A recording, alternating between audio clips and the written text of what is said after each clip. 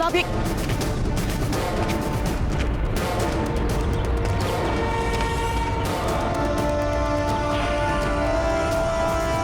लीजिए, आ गए हम आपके सामने।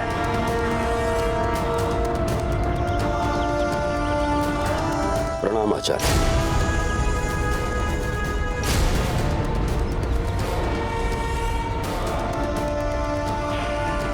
गुरुवर, गुरुवर ये सब क्या है?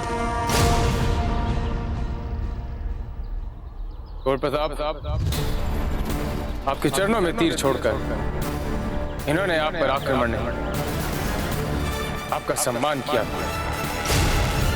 एक अच्छा धनुर्धर इसी प्रकार अपना बाण छोड़कर अपने सामने वाले पर सम्मान पूर्वक प्रणाम अर्पित करता है ना राणा खेताजी? बैरम खान का साथ देना या तटस्थ रहने वाली बात, आप इन दोनों बातों को भूल जाइए। हमने तो उसी समय निर्णय कर लिया था जब आप हमारे जंगल में आए थे कि हम आप ही का साथ देंगे। इसलिए नहीं कि आप मेवाड़ के राजकुमार हैं, बल्कि इसलिए कि आपने हमारे प्रति समानता और अपनत्व दिखाया था। हम भीलों को बाहर वालों से न तो कभी प्रेम मिला और ना ही भाईचारा, और आपने हमारे भीलों के साथ बैठकर रोटी खाई। ये निर्णय तो उसी समय हो गया था। कुंवर प्रताप को तो बहुत पसंद है। अनेकों बार इन्होंने गुरुकुल में विशेष रूप से रोटी अपने लिए बनवाई थी। खाओ कुंवर प्रताप। रही बैरम खान के स्वर्ण की बात, तो हम भीलों के लिए स्वर्ण किस काम का? तो फिर आपने ये बात बैरम खान के सामने क्यों नहीं कही? क्योंकि हम छापामार लड़ाई में विश्वास रखते हैं। घोषणा करके लड़ाई करना हमारी परंपरा नहीं है। हम भील किसी के सामने अपने मन की बात इतनी सरलता से नहीं रखते। मन की बात मन में ही रखते हैं, और जो करना होता है वो हमारे मन में ही रहता है। यही तो अंतर है मैदान की और जंगल की लड़ाई में। यदि यही निर्णय हम बैरम खान के सामने सुना देते तो बैरम खान दिल्ली से और फौज मंगवा लेता, हमारे जंगलों को चारों ओर से घेर कर हमें समाप्त कर देता। शत्रु को सचेत ही क्यों किया जाए? कैसे विश्वास कर लें हम आपका? कैसे विश्वास कर लें कि आप बैरम खान नहीं अपितु हमारे साथ हैं? कैसे विश्वास कर लें? ये सब एक चाल नहीं है।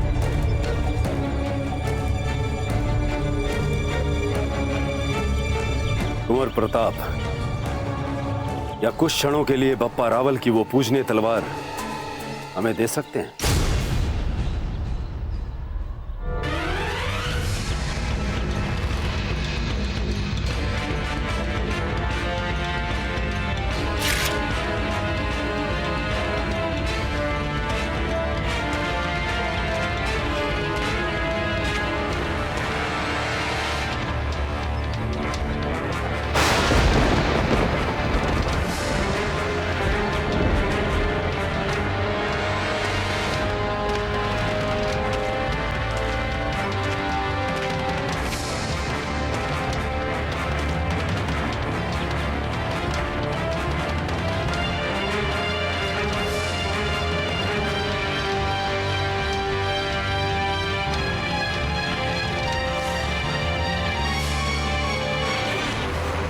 हम बप्पा रावल की इस पूजनीय तलवार की सौगंध खाते हैं।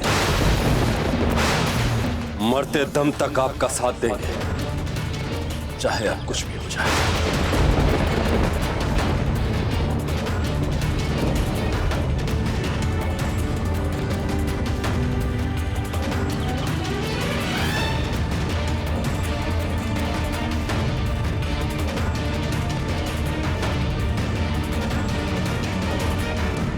आज से हर भील हमारा भाई हुआ राणा खेताजी। अब जब तक हम इन विदेशी मुगलों को अपनी मातृभूमि से खदेड़ कर ना रख दे, हम कंधे से कंधा मिलाकर इनसे लड़ते रहेंगे।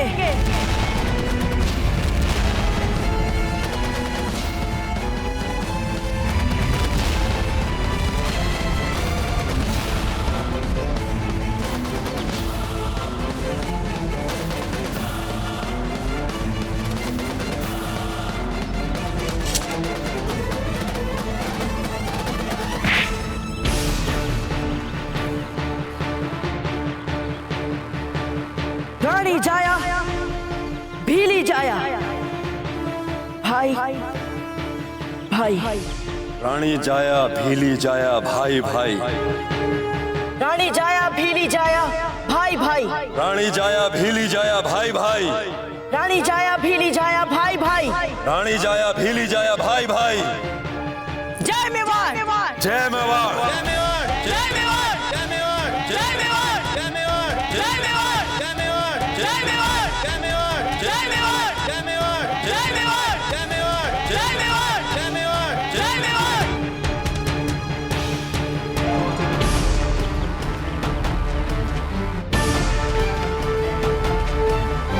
ये क्या हो गया? कहाँ तो वो बैराम खान हमें सोने से लाद रहा था और कहाँ ये लड़का हमें कुर्बानी पे तुला है। मुगल फौज अब चित्तौड़ के लिए कूच करेगी। ये जंग हमारे लिए कोई मुश्किल मरहला नहीं है, क्योंकि भीलों ने हमसे वादा किया है कि हम इस जंगल से निकल सकते हैं और इसी जंगल के रास्ते हम कुछ ही दिनों में चित्तौड़ पहुंच जाएंगे और चित्तौड़ को फतेह करने के बाद बहुत जल्द सारा राजपूताना मुगल सल्तनत का हिस्सा बन जाएगा। यलगार हो, यलगार हो।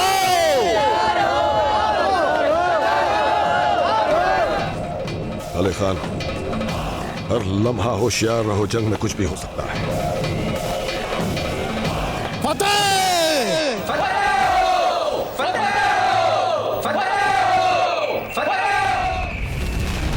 कुंवर प्रताप, ये हमारा जंगल है। माना कि बैरम खान की सेना के सामने हमारी संख्या बहुत कम है। वो 100 हैं तो हम 10। परंतु छापामार विधि से संभवतः हम उनकी सेना पर जीत प्राप्त कर सकते हैं। उनकी विशाल मुगल सेना को भी हरा सकते हैं। कुंवर प्रताप, हमने सुना है आप भी छिपकर वार करने को अच्छा नहीं समझते। हाँ राणा खेताजी, ये सच है, किंतु बैराम खान जैसी चालाक लोमड़ी को पराजित करने के लिए हम आपकी छापामार पद्धति का प्रयोग कर सकते हैं। तो ये तय हुआ कि युद्ध छापामार होगा। ये हमारा जंगल है और हमसे ज्यादा इस जंगल को कोई नहीं जानता। बैरम खान 40 सहस्त्र सैनिक लेकर जंगल में आ रहा है।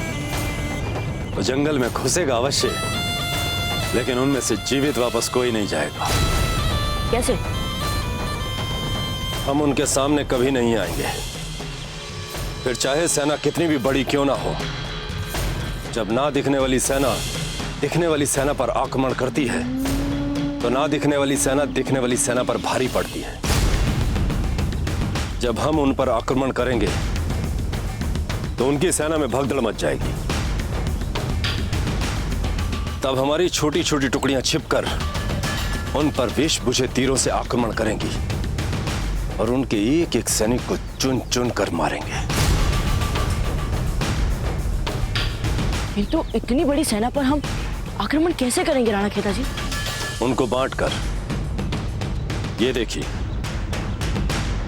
हमारे जंगल में चारों ओर छोटी छोटी पगडंडियां हैं और संकरे मार्ग हैं। जब बैरम खान की सेना इन मार्गों से निकलेगी तब हमारे छिपे हुए भील उन पर तीरों की बौछार कर देंगे। किंतु राणा खेताजी, मुगलों ने वैकल्पिक मार्ग ढूंढ लिया भागने के लिए तो? नहीं कुंवर प्रताप, जो इस जंगल के बारे में नहीं जानता उसके लिए यह जंगल मात्र एक भूल भुलैया है। बाहर वाला यहां आकर खो जाता है। वो जितना इस जंगल से बाहर निकलने का प्रयास करेंगे उतना ही हमारे जाल में फंसते चले जाएंगे। बस एक ही विकल्प होगा, उन्हें मरना होगा। बैराम खान को समय रहते हमारी योजना का पता ना चला तो उसकी विशाल सेना निश्चित रूप से मारी जाएगी। यहाँ बताना पड़ेगा उसे।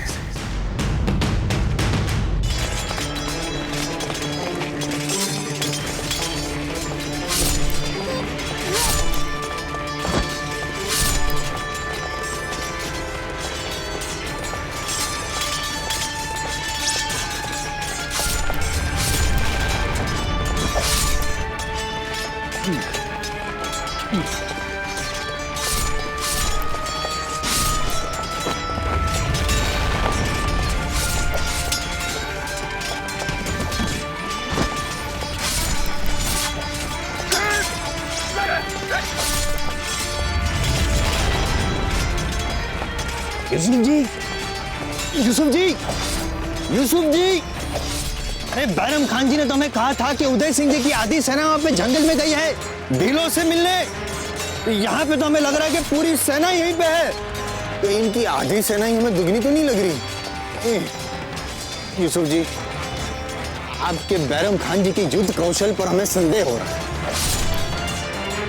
आपके बैरम खान जी ने हमें मरवा डाला है। हुजूर, फिर भी उदय सिंह से दुगनी फौज है हमारे पास। अब आपके ही सिपाही जंग में निकम्मे साबित हो रहे हैं, तो इसमें हुजूर बैरम खान साहब की क्या खता है? खता? ठीक से लड़ो वरना हमारा खो जाएगा अता पता।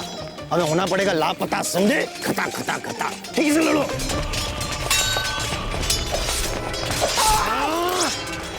नाना जी, हम राव सूरतन को सबक सिखाने के लिए जा रहे हैं। यहाँ उसके सैनिकों को संभालने के लिए हमारा सैन्य बल पर्याप्त है। नहीं रावत जी, राव सुल्तान को उसके विश्वासघात और देशद्रोह के लिए हम स्वयं ही सजा देंगे। तो राणा जी, आप बुरी तरह से घायल हैं। हम हैं ना, हम जा रहे हैं। नहीं रावत जी, हम स्वयं जाएंगे और अपनी तलवार से उसका सर काटेंगे। राव सुल्तान, और आए हम, अगर बच सकता है तो बच आज।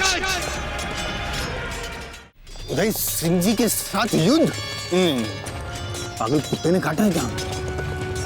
अरे यूसुफ जी, उसे छोड़िए, आगे बढ़िए। उदय सिंह जी यहाँ पे आ रहे हैं। कुछ भी कीजिए, उन्हें मार डालिए, अन्यथा अन्यथा अन्यथा अन्यथा बैरम खान जी आपको नहीं छोड़ेंगे।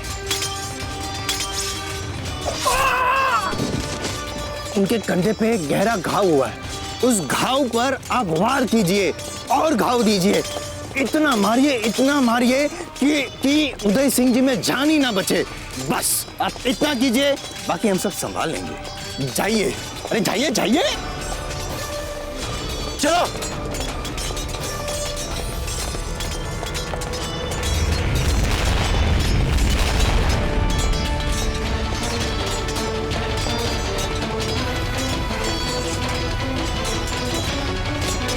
राव सुल्तान,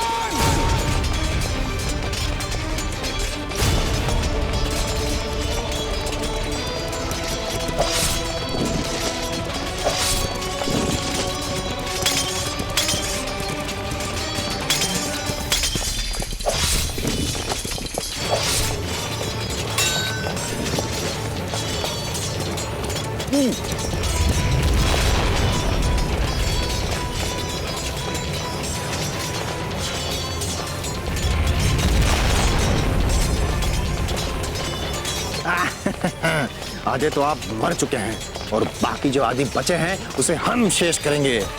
नहीं, यूसुफ जी आपको शेष करेंगे। यूसुफ जी लड़िए। रुक रुक रुक। हुकुम, आज रात हमें यहीं बितानी पड़ेगी। कल सुबह भोर में ही बिजोलिया के लिए हम यात्रा आरंभ कर देंगे।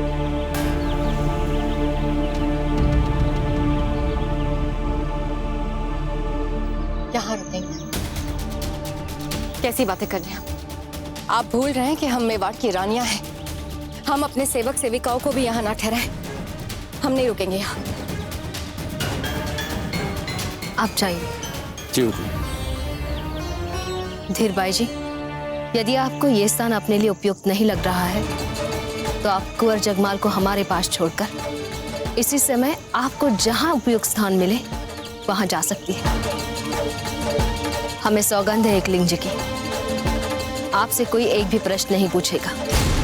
किंतु यदि हमारे साथ रहना है तो अपनी राजसी पहचान छोड़कर अनुशासन में रहना होगा। समझ गई आप? अब मान भी चाहिए ना बहना, एक रात की तो बात है। और वैसे भी हमारे लोगों ने स्थान का चुनाव हमारी सुरक्षा को देख के ही किया होगा और किसी को संदेह भी नहीं होगा हमें लेकर।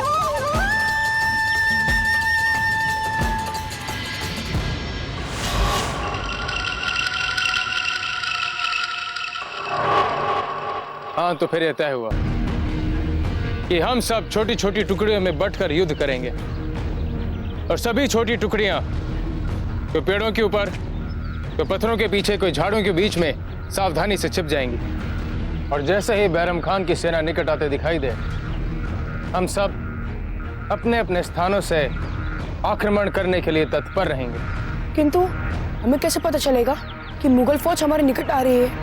हम एक काम कर सकते हैं, हम जंगल के मुहाने पे कुछ लोग को खड़ा कर देते, या फिर एक विशेष टुकड़ी तैयार करके उनके गुप्तचरी पे लगा देते। अरे एक को पहाड़ के ऊपर चढ़ा देते देखने के लिए, या फिर 2 लोगों को पेड़ के ऊपर चढ़ा देते। शांत। हमें केवल इतना करना है, किसी एक को जंगल के मुहाने पर छिपा कर खड़ा करना है और उसे जैसे ही मुगल सेना आती हुई दिखे वो हम सभी को सचेत कर दे। अति उत्तम। किंतु सर्वप्रथम इस अभियान के लिए हमें अपना सेनापति नियुक्त करना होगा। एक ऐसा सेनापति जिसका नियंत्रण पूरी सेना पर हो, एक ऐसा सेनापति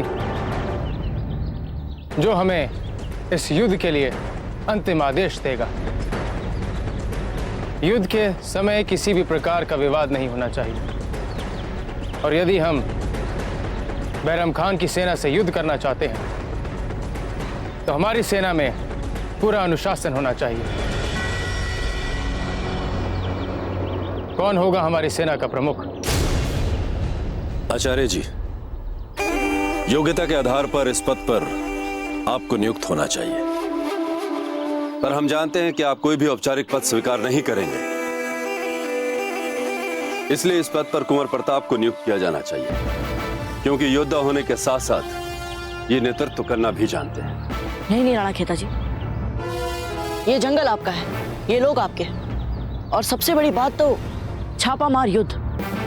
ये तो युद्ध की परंपरा है, ये पीढ़ियों से आपके रक्त में है, तो फिर इस सेना का प्रमुख आप ही को बनना पड़ेगा, क्योंकि आपका आदेश अंतिम आदेश हो। कुंवर प्रताप उचित कह रहे हैं, अब आप ही हमारा नेतृत्व कीजिए।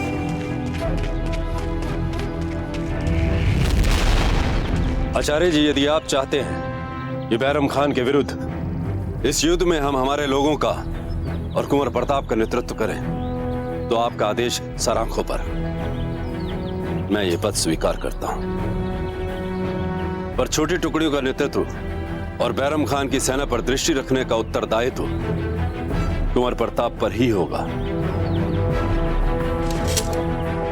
हम सहमत हैं।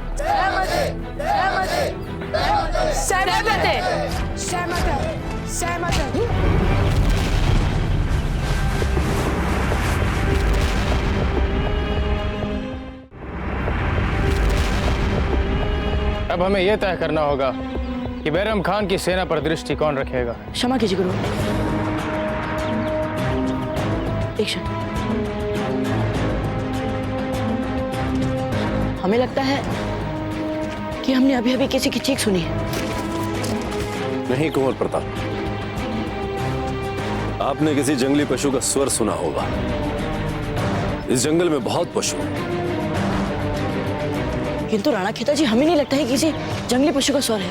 कुंवर प्रताप, जो कार्य आपके सम्मुख है उस पर एकाग्रचित कीजिए। जो आज्ञा गुरु। आचार्य जी, सेना को दूर से आते देखकर सचेत करने के लिए मेरे पास बहुत ही योग्य और अनुभवी एक लड़का है। नत्था, तुम दूर जंगल के मुहाने पर जाकर खड़े हो जाओ। नत्था,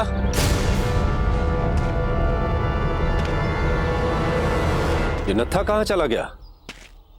अभी तो यही खड़ा था सरदार।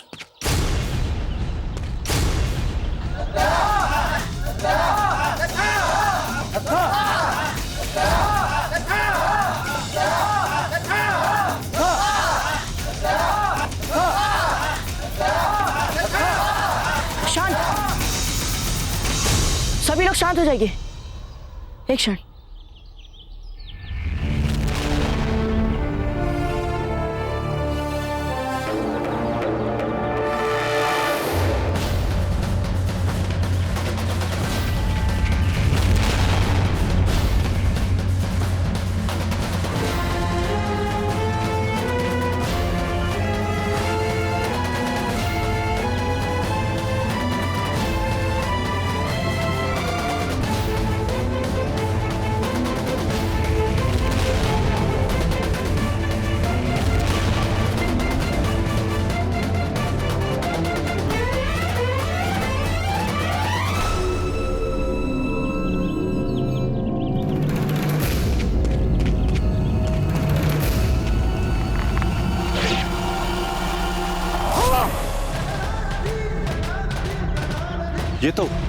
ये तो नत्था का स्वर है।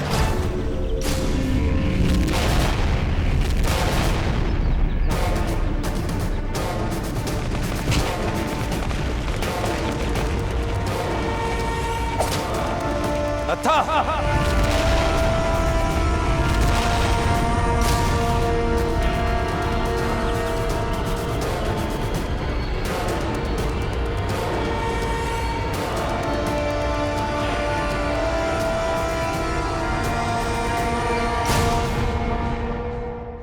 ऐसे और भी मज़ेदार वीडियो के लिए हमारे चैनल को लाइक, शेयर और सब्सक्राइब करें।